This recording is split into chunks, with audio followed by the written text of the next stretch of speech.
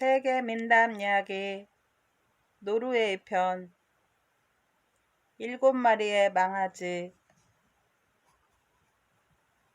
옛날에 마을에서 외따로 떨어진 숲속의 오두막집에 가난한 부부가 살고 있었습니다. 이 부부는 어찌나 가난했던지 그날 벌어 그날 끼니를 때우는 것으로 하루하루를 지냈으며 그나마 그것도 여의치 못하면 굶어야 할 형편이었습니다. 이들 부부에게는 세 아들이 있었는데 막내의 이름은 천덕이었습니다. 이 아이의 이름이 이렇게 정해진 것은 허구한 날 난로 곁에 죽치고 앉아서 부지깽이로 쑤시나 뒤적거렸기 때문이에요. 어느 날 맏아들이 세상에 나가 일거리를 찾아보고 싶다고 말했습니다. 그의 부모는 이제 이놈이 철이 좀 들려나 보다 하고 생각을 하고 그러라고 응낙을 했습니다. 소녀는 집을 나서 온종일 꼬박 걸었습니다. 날이 어두워졌을 때 그는 영주의 장원에 이르렀습니다. 때마침 영주는 계단에 나왔다가 소년을 보았습니다. 소년이 그에게 인사를 했어요. 일자리를 찾아 나선 사람인데 제게 적당한 일거리가 없을까요? 그래? 내 밑에서 일하고 싶다고? 내게 있는 7마리의 망아지를 길들여보지 않으련? 영주가 그 일을 자세히 설명하기 시작했습니다. 그놈의 망아지들이 성깔이 어찌나 거센지 여간 애를 먹이지 않는구나. 너가 종일토록 이 망아지를 데리고 돌보다가 저녁 때 돌아와서 망아지들이 먹고 마신 것을 내게 일러주면 내 딸과 드넓은 영지의 절반을 내게 주겠다. 어때? 한번 해보겠니? 아, 그거 참 해볼 만한 일이로군요. 소녀는 대뜸 그 일을 자기에게 맡겨달라고 장담했습니다.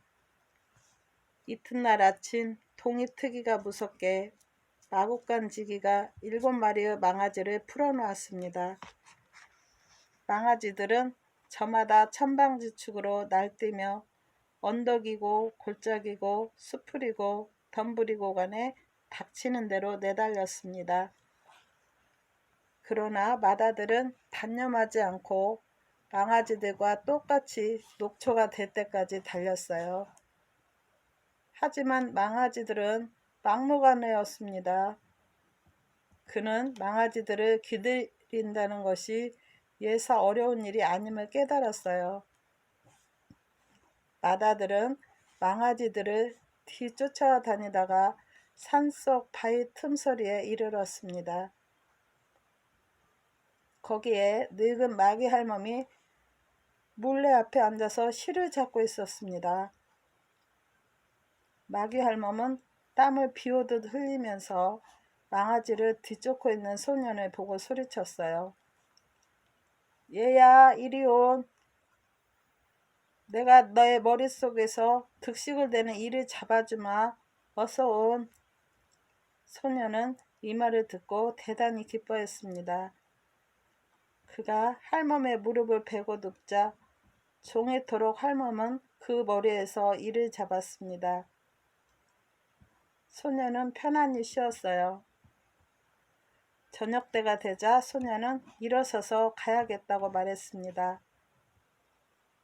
이제 영주와 한 약속도 못 지켰으니 터덜터덜 집으로 돌아가는 수밖에 없어요. 그가 시름에 잠겨 힘없이 내까리자 마귀 할멈이 말했습니다. 날이 어두워질 때까지 기다려라. 왕의 못된 망아지들이 다시 이곳을 지나갈 거야. 그러면 그놈들을 따라가거라. 너가 망아지들은 기다리지 않고 온종일 여기에 누워 지냈다는 걸 아는 사람은 아무도 없을 거다. 망아지들이 오자 마귀 할멈은 소년에게 물주전자와 이끼 덩어리를 주었습니다. 이걸 영주에게 내밀면서 7마리의 망아지들이 먹었던 것이라고 아뢰어라. 마다들은 2가지를 받아들고 영주에게 갔습니다. 얘야, 그래 온종일 부지런히 망아지들을 기들였느냐? 저녁이 되어 돌아온 소년에게 영주가 물었어요. 예, 그랬습니다. 그래, 내 7마리의 망아지들이 무얼 먹고 마시더냐? 소년은 말기 할멈에게서 받은 물주전자와 이끼 덩어리를 내밀었습니다. 망아지들이 먹고 마신 것이 여기 있습니다. 그러나 영주는 어떻게 그따위로 돌보았느냐고 따지면서 버럭 화를 냈습니다. 그러고는 당장 저놈을 쫓아내라고 명을 내렸어요. 영주의 부하들이 그에게 달려들어 모진 매질을 해댔습니다. 단단히 혼쭐이 나서 집으로 돌아온 마다들은 조그만 일에도 겁을 집어먹고 다시는 문 밖으로 나서려고 하지 않았어요. 다음 날 둘째 아들이 세상에 나가 돈을 벌어오겠다고 말하자 부모님이 말렸습니다. 안 된다. 너 형의 등짝을 보려무나 저렇게 모진 매를 맞고 싶으냐? 그러나 둘째는 고집을 피웠습니다. 할 수 없이 부모는 떠나는 그를 잡지 못했어요. 집을 떠나 온종일 걸은 둘째는 그의 형이 왔었던 장원에 이르렀습니다. 영주는 난간에 나와 있다가 길을 가는 둘째에게 어디 가느냐고 물었어요.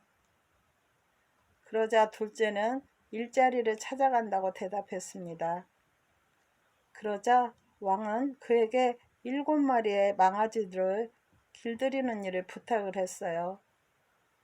그리고 덧붙여서 왕은 제대로 그 망아지들을 돌보고 나면 영지의 절반과 공주를 주되 그렇지 못할 때엔 등을 호되게 채찍질해 주겠다고 약속했습니다. 둘째는 그럼하고 말을 했어요. 이튿날 동이 트자마자 마곡간지기가 7마리의 망아지를 풀어놓았습니다. 다시 망아지들은 언덕이건 골짜기건 간에 닥치는 대로 쏘다니면서 제멋대로 날뛰었습니다. 둘째는 망아지들의 꽁무니를 따라잡느라고 땀이 비오듯 흘렀어요. 둘째는 마침내 기진맥진한 몸으로 산속 바위 틈소리에 이르렀습니다. 거기서 물레질을 하고 있던 마귀 할멈이 그를 보더니 소리를 질렀어요. 얘야, 이리 온! 이리 온! 너의 머리에 득식을 대는 이를 잡아주마! 어서 온!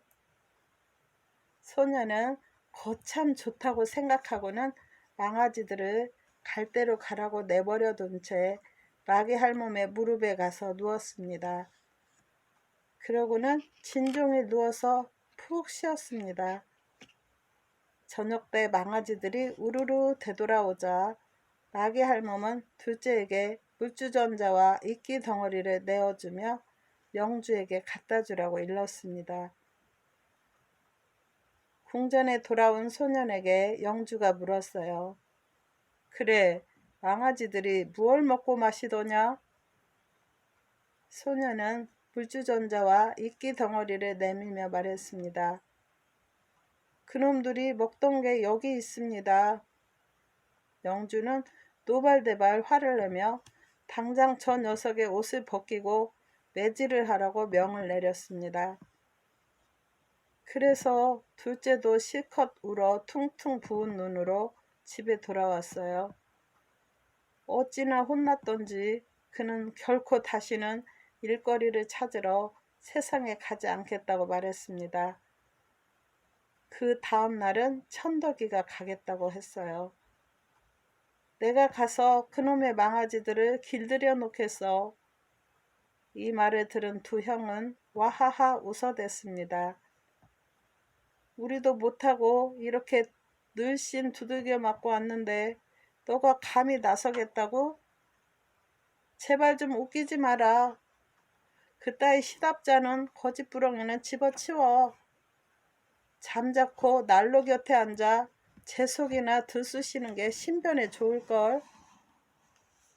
형들처럼 된다 하더라도 난 가겠어요. 그러자 다시 웃음이 터졌습니다. 막내의 말에 이번에는 부모님이 말렸어요. 낙둥아, 형들도 가서 저리 얻어맞고 왔는데 무슨 뾰족한 수가 있다고 그리 가겠다고 우긴단 말이야. 아서라, 제발 좀 참아다오. 그렇지만 아스켈라드는 기어코 가겠다고 뻗댔습니다. 집을 나온 막내는 진종을 걸어 어둑어둑할 무렵에야 영주 장원에 이르렀습니다. 난간에 나와 있던 영주는 길 가는 천덕이를 세우고 물었어요. 어디 가느냐? 일자리를 찾아가는 길입니다. 막내가 대답했습니다. 어디서 사는 누구라고 하느냐? 영주는 일거리를 맡기기 전에 꼬치꼬치 캐물었습니다. 천덕이는 어디에 사는 누구라는 것을 밝히고 영주의 망아지들을 기들이려다 실패했던 두 사람의 막내 아우라고 덧붙였습니다. 제게도 그 일을 맡겨주시겠습니까? 영주는 두 형제의 이야기를 다시 듣자 화부터 내기 시작했어요. 빌어먹을, 너가 바로 그 녀석들의 막내 동생이란 말이지? 아서라, 공연히 등짝만 얻어 터지지 말고 일찌감치 냉큼 돌아가거라. 아닙니다. 허락이 내릴 때까지 저는 돌아가지 않겠습니다. 아스켈라드가 단호히 말하자 영주는 고개를 끄덕였습니다. 흐흠, 내가 등짝에 시퍼런 멍이 들고 싶거든 남아있도록 해라. 등을 얻어맞기보다는 공주를 차지하고 말겠습니다. 아스켈라드가 단호히 말했어요. 이튿날 날이 밝자마자 꼭두새벽에 마국간지기가 7마리의 망아지를 풀었습니다. 망아지들은 저마다 날뛰며 언덕으로, 골짜기로, 그리고 수풀로, 덤불로 잽싸게 달리기 시작했어요. 천덕이는 망아지들을 놓칠세라 꽁무니에 붙어 달렸습니다.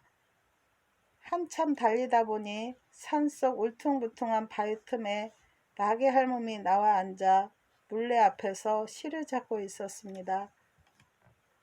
얘야, 이리 온. 너의 머리에 득실거리는 이를 잡아주마. 젠장, 내 방귀 냄새나 맡으라고요. 아스켈라드는 헐레버떡 망아지의 꼬리를 잡고 내달리면서 차갑게 내쏘았습니다. 바위 틈소리를 지나자 이때껏 말이 없던 망아지 떼 중에 가장 어린 망아지가 말했어요. 우린 아직도 한참 더 가야 돼요. 얼른 내 등에 올라타세요. 그래서 아스켈라드는 망아지에 올라앉아 계속 길을 갔습니다. 뭔가 보이나요? 망아지가 묻자 천덕이는 대답했어요. 아니. 한참 더 가자 망나니가 다시 물었습니다. 뭔가 보이나요? 아니, 전혀. 더욱더 갔을 때 망아지는 또 물었어요. 어때요? 뭔가 보여요? 그래, 뭔가 희끗희끗한 게 보이는 것 같아. 그래요? 가만히 있자. 이제 보니 커다란 자작나무 그루터기 같구나. 맞아요. 우린 지금 그리로 들어갈 거예요. 그들이 자작나무 그루터기에 이르렀을 때 막내 망아지는 그걸 붙잡고 좌우로 벌렸습니다. 그러자 그곳에 문이 나타났어요. 그 안으로 들어가자 방이 나왔는데 방 안에는 난로와 한 쌍의 걸상이 덩그러니 놓여 있었습니다. 그리고 문 뒤에는 녹이 쓴 커다란 칼과 조그만 물동이가 걸려 있었어요. 저 칼을 휘두를 수 있겠어요? 망아지의 말에 막내는 손을 내밀어 칼을 들려고 했으나 끄덕도 하지 않았습니다. 물동이에 들어있는 것을 한 모금 마시자 칼을 들 수 있었어요. 한 모금 더 마시자 칼을 백지장처럼 쉽게 들고 휘두를 수 있었습니다. 자, 이제 그 칼을 가지고 있다가 결혼식을 올리는 날 우리 7마리의 망아지를 불러놓고 차례로 목을 치세요. 그러면 우린 예전의 신분으로 돌아가게 된답니다. 우리들은 앞으로 당신이 차지하게 될 공주의 오빠들로 어엿한 왕자들이었죠. 그런데 무서운 트롤이 우리에게 주문을 걸어 이렇게 되어버린 거랍니다. 우리의 목을 치고 나면 그 목을 각각 우리들의 꼬리에다 차례대로 놓아주세요. 그럼 우린 트롤의 주문에서 풀려나게 될 것입니다. 트롤이란 옛날 우리나라의 도깨비와 비슷한 것입니다. 이제는 우리들이 먹고 마실 곳으로 가게 됩니다. 아스켈라드는 망아지의 말대로 하기로 약속하고 계속 길을 갔습니다. 한참 뒤에 망아지가 물었어요. 뭔가 보이나요? 아니, 아스켈라드가 또 대답을 했습니다. 조금 더 갔을 때 망아지가 다시 물었어요. 이제는요, 아직도 언덕을 넘고 골짜기를 지났습니다. 이제는요, 글쎄, 아지랑이 같은 게 멀리서 가물가물 하는데 그건 강이에요. 우린 그 강을 건널 참입니다. 그건 참으로 길고 거대한 강이었습니다. 그 강을 건너고서도 망아지는 계속 달렸습니다. 그러다가 뭔가 또 보이느냐고 물었어요. 저 멀리 시커먼 것이 있는데 교회 종탑 같구나. 우린 그리로 갑니다. 교회 마당으로 들어선 7마리의 망아지는 모두 사람의 모습으로 되돌아왔습니다. 번쩍번쩍 빛나는 옷을 입은 그들은 하나같이 왕자다웠습니다. 그들은 교회로 들어가 제단 앞에 서 있는 사제로부터 빵과 포도주를 받았습니다. 아스켈라드가 교회로 들어가자 사제는 그 머리에 손을 얹고 축복을 해주었습니다. 7 왕자들이 나가자 아스켈라드도 교제의 빵 덩어리와 포도주 병 그리고 예수 몸과 피를 상징합니다. 그것은 7 왕자들은 교회 마당 밖으로 나서는 순간 다시 7마리의 망아지로 변해버렸습니다. 아스켈라드가 그중 가장 어린 망아지의 등에 올라타자 7마리의 망아지는 왔던 길을 그때보다 더욱 빠른 속도로 되돌아 달렸습니다.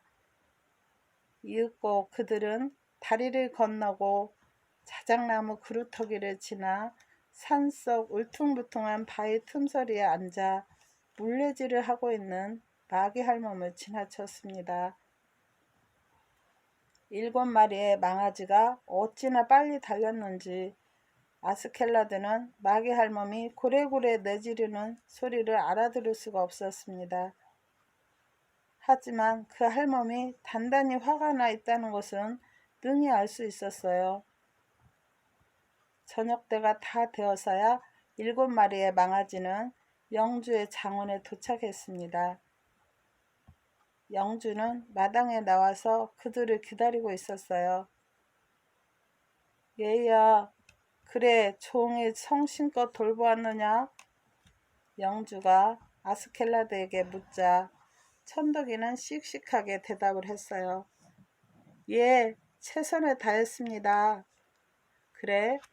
그럼 7 망아지들이 무얼 먹고 마셨는지 대답할 수 있겠구나. 아스켈라드는 교제의 빵 덩어리와 포도주 병을 꺼내 왕 앞에 내밀었습니다. 이게 7 망아지들이 먹고 마신 겁니다. 그래, 돌보느라 수고 많았다. 정말 성심껏 잘 돌보았다. 이제 공주와 왕국의 절반은 너의 차지다. 영주가 말했습니다. 이어서 결혼식을 준비하는 일이 착착 진행되었습니다. 어찌나 떠들썩하고 화려했던지 7 왕국의 영화를 말해주는 듯했어요. 왕과 신하들 그리고 그 밖의 사람들이 식탁에 빙 둘러앉았습니다. 아스켈라드도 거기에 앉았다가 벌떡 일어났습니다.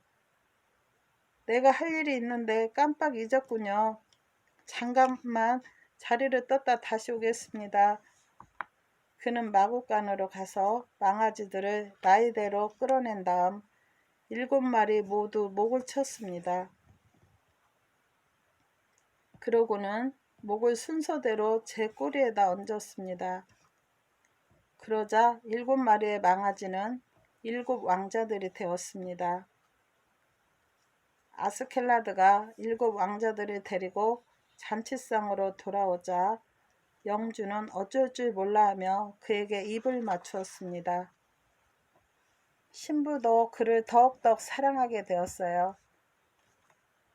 부마는 지금 왕국의 절반을 얻었지만 짐이 죽고 나면 나머지 절반까지 차지할 것이로다. 내 아들들은 저마다 제 몫의 땅을 차지하고 또 저마다 공주들로 신부를 얻도록 하여라. 이리하여 그날 결혼식 자리엔 더할 바 없는 기쁨이 넘쳤습니다. 이 이야기를 전하고 있는 장본인인 나도 그 자리에 참석했지만 안타깝게도 아무도 내게 신경을 써주는 이가 없었어요. 나는 거기서 버터를 바른 케이크 한 조각밖에 얻어내지 못했습니다. 나는 그걸 난로 위에 얹었습니다. 케이크는 타고 버터는 간데 없으니 제기랄 나는 빈손으로 돌아올 수밖에 없었다오.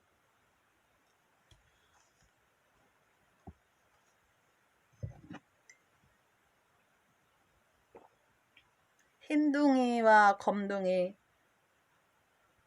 옛날에 어떤 사람이 살았습니다. 어느 날 그는 말을 잃고 들판으로 찾으러 나갔습니다. 그는 무척이나 헤맸지만 말은 간 곳이 없고 날은 저물어 오고 있었어요. 그러던 차에 그는 숲속의 오두막집에서 불빛이 새어나오는 것을 보았습니다. 그가 문을 열고 들어서자 늙은 할멈이 그곳에서 빵을 굽고 있었어요. 안녕하세요. 그 남자가 할멈에게 인사하자 할멈이 말했어요. 안녕하다마다 적당한 곳에 앉으시구려. 고맙습니다.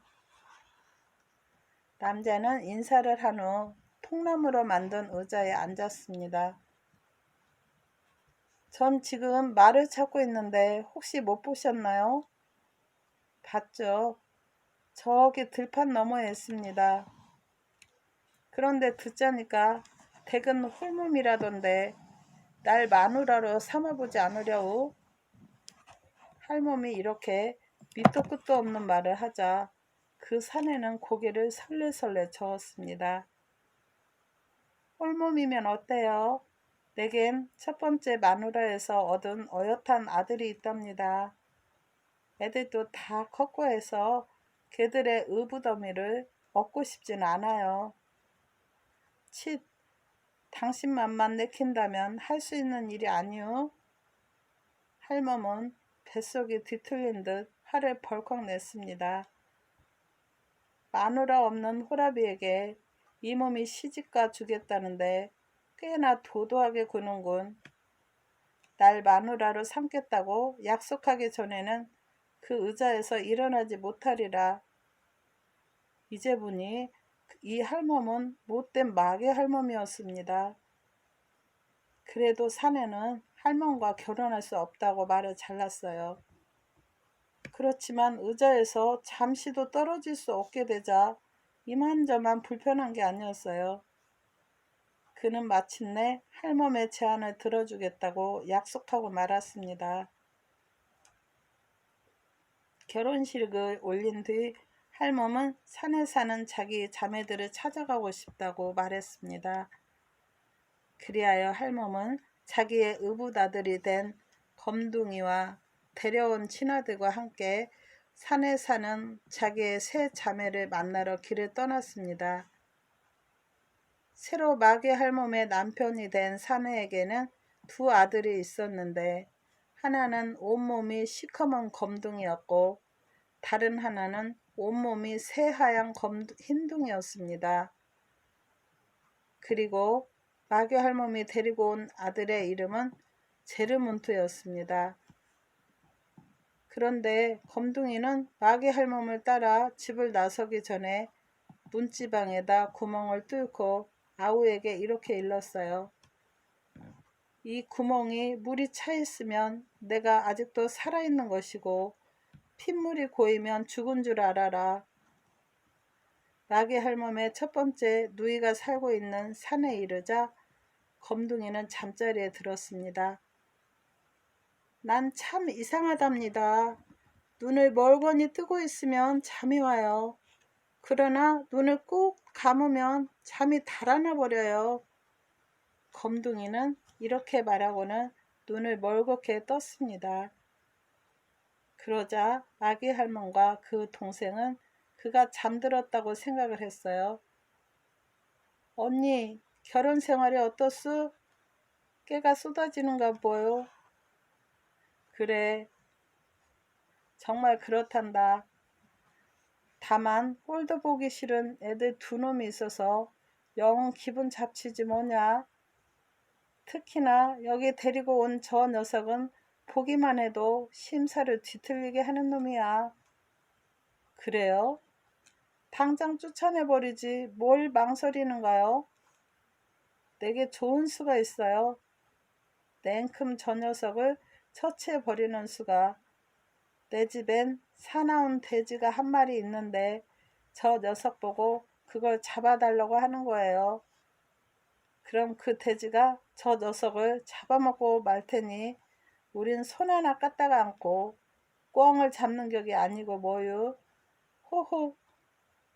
오라, 그 참 멋진 방법이로구나. 마귀 할멈이 맞장구를 쳤습니다. 이튿날 동이 트자 마귀 할멈의 동생이 검둥이를 깨웠습니다. 이봐, 이봐, 그만 좀 자고 일어나라고. 자네한테 부탁이 있어서 그래. 돼지를 잡아야겠는데 멱을 좀 따주라고. 너무 사나운 돼지라서 아무나 섣불리 건드릴 수 없는 놈인데 자네가 나서서 그 일을 좀 맡아줘야겠어. 아무도 그 일을 할 사람이 없으니 말이야. 제르문트가 있잖아요. 오, 그애 말이야? 그런 말라깽이한테 이 일을 맡겨? 그렇다면 할 수 없죠. 검둥이는 칼을 집어들었습니다. 그리고 돼지가 달려들자 단칼에 멱을 찔러 죽이고 말았습니다. 그리하여 검둥이를 죽이려던 마귀 할멈 패거리의 음모는 수포로 돌아가고 다시 그들은 길을 떠났습니다. 숲을 지나고 들을 지나서 멀리 걸어간 그들은 마귀 할멈의 둘째 동생이 살고 있는 산에 이르렀습니다. 검둥이는 그 집 문 앞에 이르자마자 잠자리에 들어갔습니다. 난 참 이상해요. 눈을 뜨고 있어도 잠이 온단 말이에요. 눈을 감으면 잠이 죄다 달아나 버려요. 이렇게 말하고 그는 멀거니 눈을 뜬 채 누웠습니다. 언니, 쉬는 재미가 어떻소? 깨가 쏟아지지. 귀찮은 의붓단을 두 녀석만 젖혀준단 말이야. 특히나 내가 지금 데려온 저 녀석은 보기만 해도 우라통이 터진단다. 그래요? 그럼 처치해버리죠. 내겐 아주 사나운 수소가 있어요. 내일 아침 저 녀석더러 그놈을 잡아달라고 부탁하면 저 녀석이 수소에게 덤볐다가 도리어 죽고 말 거예요. 날이 새자 마귀 할멈의 둘째 동생이 수소를 잡아달라고 검둥이에게 부탁했습니다. 몹시 사나운 짐승이라서 아무에게나 맡길 수가 없어. 그러니 자네가 나서서 멱 좀 따주겠나? 제르문트에게 맡기시지 그래요. 제르문트한테? 말도 안 되는 소리 마라. 그 애 같은 약골에게 될 법이나 한 소리야. 별 수 없이 검둥이는 칼을 들고 수소를 죽여주었습니다. 마귀 할멈 패거리의 장께는 수포로 돌아가고 일행은 다시 산을 넘고 물을 건너 셋째 동생이 살고 있는 산에 이르렀습니다. 이번에도 검둥이는 그곳에 닿자마자 잠자리에 누웠습니다. 난 참 이상해요. 눈을 감고서는 잠을 잘 수가 없으니 말이에요. 눈을 감으면 잠이 다 달아나 버리고 만다니까요. 검둥이는 능청을 떨며 자리에 누워 눈을 말똥말똥 뜨고 있었습니다. 언니, 쉬는 재미가 어떻소? 깨가 쏟아진단다. 성가신 의붓자식들만 없다면 말이다. 특히나 지금 내가 달고 온 저 녀석은 보기만 해도 정나미가 떨어져. 그래요? 그럼 당장 처치해버리지 않고 가실 때 이 집에 장갑을 벗어놓고 가시라고요. 그러다가 저 녀석에게 깜빡 잊고 왔으니 되돌아가서 장갑을 가져오라고 이르세요. 그럼 내가 문 뒤에 숨었다가 저 녀석이 다시 오거든 동물을 끼얹어 버리죠. 간단하게 처치할 수 있는 걸 가지고 괜히 상심하고 계셨구먼요. 호호. 거참 좋은 수로구나. 마귀 할멈은 쾌재를 불렀습니다. 이튿날 아침 마귀 할멈은 부랴부랴 짐을 챙겨 동생의 집을 떠났습니다. 얼마쯤 갔을 때 할멈은 깜빡 잊었던 걸 생각한 듯 말했습니다. 아, 참 깜빡 잊었구나. 장갑을 두고 왔는데 이를 어쩐다. 검둥아, 너가 가서 가져오련? 제르문트를 시키지 그래요? 아니야, 너가 피인 갔다 와야겠다. 저 녀석은 워낙 약골이라서. 마귀 할멈의 말에 검둥이는 왔던 길을 다시 되돌아갔습니다. 집 앞에 다다른 그는 문짝이 우지끈 부서질 정도로 거세게 문을 열었습니다. 그 바람에 문 뒤에 있던 마귀 할멈의 동생이 동물을 제 몸에 엎지르며 파당하고 넘어졌습니다. 검둥이는 잽싸게 장갑을 집어들고 되돌아왔습니다. 그들은 계속 길을 가다 영주의 장원에 이르렀어요. 때마침 영주의 딸이 어디론가 납치당한 뒤라 그곳은 온통 시름에 잠겨 있었습니다. 영주는 공주를 구해온 사람에게 공주와 왕국을 주겠다는 포고문을 길거리에 내걸었습니다. 자, 이제 우리는 산으로 가서 공주를 찾아야겠다. 제르몬트야, 검둥아, 얼른 산으로 가자. 마귀 할멈이 다그치자 검둥이가 말했습니다. 난 가지 않겠어요. 내 목숨이 이태롭게 되면 할멈은 날 내팽개치고 갈 테니까요. 얘는 무슨 소리야. 누가 널 버려두고 간다던. 쓸데없는 소리 말고 어서 같이 가자. 셋이 산에 이르렀을 때 엄청나게 큰 소리가 나더니 이끼와 자갈이 쏟아져 내렸습니다. 마귀 할멈과 그 아들은 불이 나게 달아나 버리고 쓰러진 검둥이 앞에 머리가 새 딸린 괴물 트롤이 나타났어요. 트롤은 우리나라 도깨비와 비슷한 것입니다. 내 말아, 내 사냥개야, 나를 구해다오. 검둥이가 외치자 눈 깜짝할 사이에 히히힝 컹컹 하는 소리가 나며 말과 사냥개가 그 앞에 나타났습니다. 말이 발길질하며 물어뜯기 시작하고 사냥개가 덤벼들어 찢어 발기기 시작할 때 그는 칼을 힘차게 휘둘러 트롤의 목들을 베어버렸어라. 그리하여 트롤의 머리들이 어수선히 여기저기에 굴렀습니다. 그때 달아났던 제르문트와 마귀 할멈이 돌아왔어요. 그러자 다시 우당탕 하는 소리가 아까보다 더욱 크게 나면서 이번에는 머리가 내딸린 트롤이 나타났어요. 내 말아, 내 사냥개야, 나를 도와다오. 검둥이가 외치자 다시 말과 사냥개가 나타났습니다. 말이 발길질하며 물어뜯기 시작하고 사냥개가 덤벼들어 찢어 발기기 시작할 때 그는 칼을 힘차게 휘둘러 트롤의 목들을 베어버렸어라. 그러자 제르문트와 마귀 할멈이 다시 돌아왔고 온 산이 무너질 듯한 세 번째 소리가 났습니다.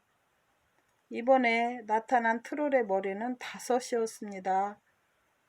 이 무시무시한 트롤을 본 그들은 혼비백산하여 걸음아 날 살려라 하고 뺑소리를 쳤습니다. 그러나 검둥이는 결코 뒷걸음하지 않았어요. 내 말아, 내 사냥개야, 나를 도와다오. 그러자 히히힌 컹컹 하는 소리가 나더니 말과 사냥개가 나타났어요. 말이 발길질하며 물어뜯기 시작하고 사냥개가 덤벼들어 찢어 발기기 시작할 때 그는 칼을 힘차게 휘둘러 트롤의 목들을 베어버렸어라. 검둥이는 트롤을 처치하고 나서 산으로 들어가 공주를 구해냈습니다.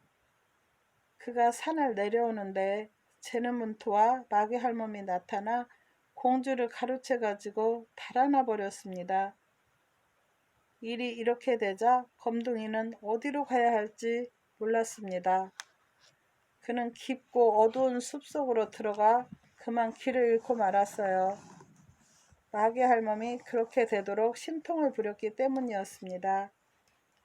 날은 어두워지는 데다 집도 보이지 않아 그는 모닥불을 피우고 그 곁에 앉았습니다. 그러고 있자니까 하늘에 뜬 햇님처럼 아름다운 처녀가 그 앞에 나타났습니다. 그녀의 머릿결은 순금처럼 아름다운 금발이라서 어두운 숲이 환히 빛날 만큼 번쩍거렸습니다. 거기 앉아서 불을 쬐시나 보군요. 그 아리따운 아가씨가 검둥이에게 말을 걸었습니다. 네, 그런다우. 저도 불을 좀 쬐 수 있을까요? 그렇게 하세요. 그러자 금발의 처녀는 그 곁에 앉더니 머리를 그의 무릎에 얹는 게 아니겠습니까? 머리가 근질근질해서 죽겠군요. 이를 좀 잡아주실래요? 검둥이는 고개를 끄덕였습니다. 내 머리카락을 뽑아 당신의 말 몸뚱이에 감아놓으세요. 그럼 멋져 보일 거예요. 검둥이는 처녀의 말대로 했습니다. 내 머리카락을 뽑아서 당신의 사냥개 몸뚱이에 감아놓으세요. 그럼 멋져 보일 거예요. 이번에도 검둥이는 그렇게 했습니다. 내 머리카락을 뽑아 당신을 칼에 감으세요. 그럼 멋질 거예요. 검둥이는 그 말대로 마지막 부탁까지 따랐습니다. 그랬더니 그 여자는 벼랑간 커져서 보기만 해도 무섭고 징그러운 괴물로 변해버렸습니다. 이제 보니 아리따운 금발의 처녀는 그의 의붓 어머니였습니다. 내 말아, 내 사냥개야, 어서 와서 나를 도와다오. 무슨 소리? 그것들은 내 머리카락에 꽁꽁 묶여있는데. 마귀 할멈이 앙칼지게 쏘아붙였습니다. 내 칼아, 어서 나를 도와다오. 그는 칼을 뽑으려고 발버둥을 쳤습니다. 허튼 수작 하지마. 그것도 역시 내 머리카락에 꽁꽁 묶여있으니까. 이리하여 검둥이는 꼼짝달싹 못하게 되어버렸습니다. 문지방만을 들여다보며 형을 기다리던 흰둥이는 거기에 붉은 피가 고이는 것을 보았습니다. 아, 형이 죽고 말았어. 흰둥이는 부랴부랴 자기의 말과 사냥개를 이끌고 형을 찾으러 떠났습니다. 마귀 할멈이 이것을 알고 주문을 걸어 숲속으로 그를 불러들인 다음 길을 잃고 헤매게 만들었습니다. 저녁이 되자 흰둥이는 모닥불을 피우고 그 곁에 앉았습니다. 그러자 그 앞에 아름다운 처녀가 나타났어요. 그녀는 보기만 해도 즐거울 만큼 아리따웠으며 머릿결은 숲속 멀리까지 번쩍번쩍 빛이 나는 금발이었습니다. 여기 앉아 불을 쬐고 계시는군요. 아름다운 아가씨가 흰둥이에게 말을 걸었습니다. 그렇다오. 저도 불 좀 쬐 수 있을까요? 마음대로 하시구려. 그러자 금발의 아가씨가 그 무릎에 머리를 얹고 누우며 말했습니다. 머리가 근질근질한데 이 좀 잡아주시겠어요? 그렇게 해드리죠. 제 머릿결이 곱지 않아요? 이걸 뽑아다 당신의 말에 감아 넣으면 얼마나 예쁠까요? 흰둥이는 여자의 머리카락을 한 가닥 뽑아 슬그머니 모닥불에 던져버렸습니다. 퓨! 이게 무슨 냄새예요? 무릎 위에 누운 여자가 투정을 하듯이 따졌습니다. 냄새나는 것이 이 숲에는 너무도 많아요. 흰둥이가 그럴듯하게 둘러댔습니다. 그러자 여자가 다시 부탁을 했어요. 내 머리카락을 뽑아 당신 사냥개에게 감아주면 얼마나 아름다울까요?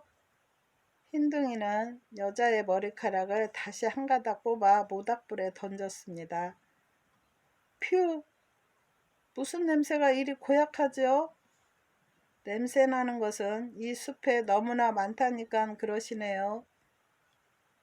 마지막 부탁인데 이번에는 내 머리카락을 뽑아서 당신 칼에 감으세요. 그럼 정말 멋질 거예요. 이번에도 흰둥이는 머리카락을 불 속에 집어넣고 말았습니다. 퓨! 정말 고약스러운 냄새잖아요. 냄새 나는 것은 이 숲에 많고 많다니까요. 그러자 그녀는 눈 깜짝할 사이에 그 산에서 가장 큰 나무만큼 커졌습니다. 내 말아, 내 사냥개야. 어서 와서 나를 도와다오. 흰둥이가 소리쳤습니다. 흥, 그놈들은 내 머리카락에 묶여 있을걸. 마귀 할멈의 말에 흰둥이가 쏘아붙였습니다. 천만에 당신의 머리칼은 불 속에 들어가 탄지 오래야. 흰둥이의 말이 끝나자마자 히히힝 콩콩 하는 소리가 났습니다. 그리하여 말이 발길질하며 물어뜯기 시작하고 사냥개가 덤벼들어 찢어 발기니 그가 칼을 들어 마귀 할멈의 목을 베어버리고 말았어라. 흰둥이는 마귀 할멈을 처치하고 나자 금방을 샅샅이 뒤졌습니다. 그의 형은 죽어 있었고 그의 말과 사냥개도 그 곁에 죽어서 누워 있었습니다. 의붓 어머니가 죽어 넘어져 있는 곳에는 조그만 단지들이 흩어져 있었어요. 흰둥이는 단지 중 하나를 집어들고 뚜껑을 열어 손가락을 집어넣었습니다. 그러자 손가락이 떨어져 나가고 말았는데 그 단지는 다름 아닌 마귀 할멈에 아프게 하는 물약이 들어있는 것이었습니다. 다른 단지를 집어들고 뚜껑을 열어 손가락에 집어넣자 아까 떨어져 나간 손가락이 금세 자라서 원래대로 되었습니다. 이것이 바로 마귀 할멈에 낫게 하는 물약이었어요. 흰둥이는 이 물약을 형의 몸과 말과 사냥개에게도 발라주었습니다.